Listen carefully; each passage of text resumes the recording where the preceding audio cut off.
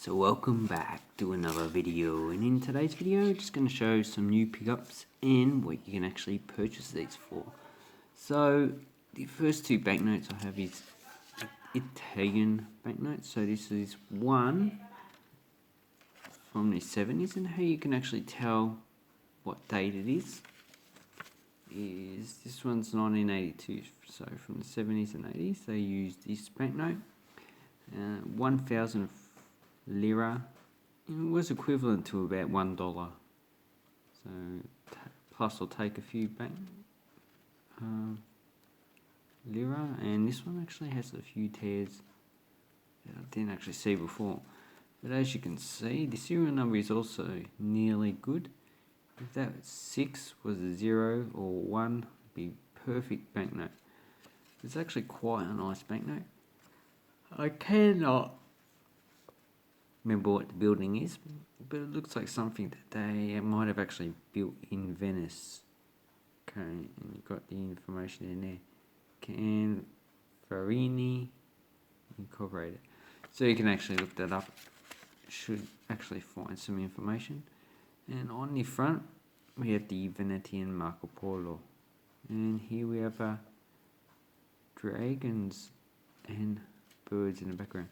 And this coat of arms in this is actually the Venetian coat of arms. So it's got a lion with a passage of a Bible. It's a specific passage, and it has wings. You can find this also in the Venetian coins, especially the Tornesi that they actually use around the Mediterranean.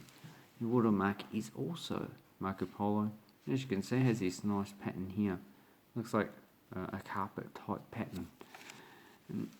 And that's it there.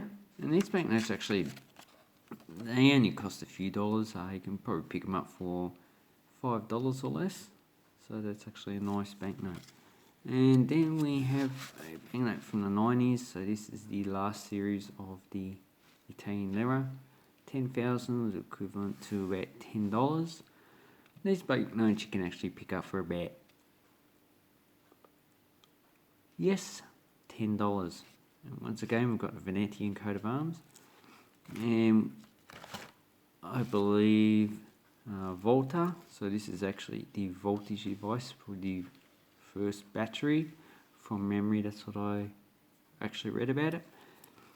And this is Mr. Volta, who actually would have come up with the actual, probably the hypothesis of the actual volt, which we actually use now for electricity. And the watermark is the same, and also on the back, this is the F. Zantoli, or maybe that's who actually printed it. It's like a mausoleum. Looks like it's a Roman type structure that's been modified. Could be wrong. Anyway, this one is from the 1984. And that's actually, and that is a banknote about $10. So the next ones we have Albanian 10 leak banknotes. These ones you can pick up for probably $5 to $10 in uncirculated, and they're actually quite a nice communist banknote. So here we have the communist coat of arms, and we have a textile machine, probably spinning yarn and putting it on threads, or maybe it's actually making some type of fabric. So this, what that was at, 1976, and on the back we have some university, looks like a university. And here we have a specific person. I can't remember his name, but I believe that he's actually quite a popular poet. And that's, does it have a watermark? Yes, it does. It has lettering. So that one is actually quite a nice banknote. Then we have two Greek banknotes. They're both the same, so I'll just show one. 100 drachma.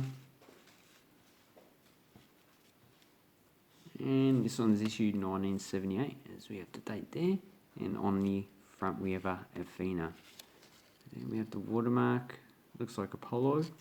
So this is an ancient theme and also an independence theme. These notes can pick up for like $2 to $3 each. These ones are a bit damaged. I actually got it for a specific banknote, not just this one. And on the back we have Colise. So he's probably has something to do with the independence movement. Look at his clothing, definitely 1800s. And here we have a facade of an actual church. Quite a nice banknote, but really not too expensive. When these circulated, they had a face value of about 50 Australian cents, so they were actually replaced in the 1980 with 1990 with the 100th drachma coin. So the banknote I actually wanted was this one. So this one's a New Caledonia, and while it doesn't say New Caledonia, it actually does say Noumea, which is the actual capital of New Caledonia. Thing about the French Pacific banknotes is that they actually didn't name the actual place or country, territory that they actually were issued in. They just had the actual capital. So Tahiti had Papeete, and this banknote's nice. It's beautiful, like artwork of watercolor. So it has nice, beautiful fruit. The watermark is what's a watermark? It is, looks like a Vietnamese person, or maybe Hmong or Lao, but definitely someone who actually doesn't live in the Pacific region. And here we have Noumea again.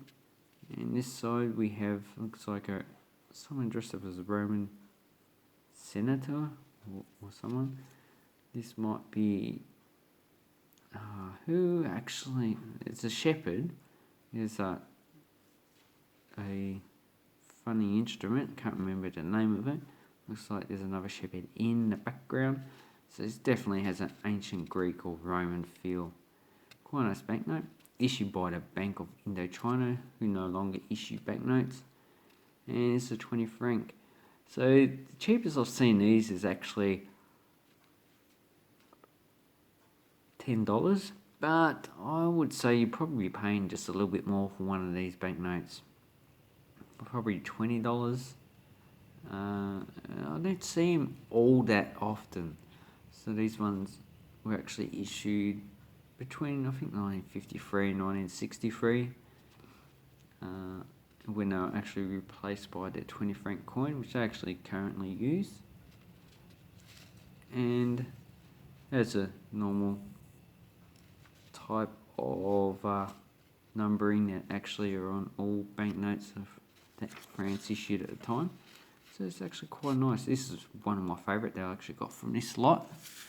And here I will leave the video. I'll leave a link down below to eBay. And thank you very much for watching. Have an awesome coin and banknote collecting time. Thank you and goodbye.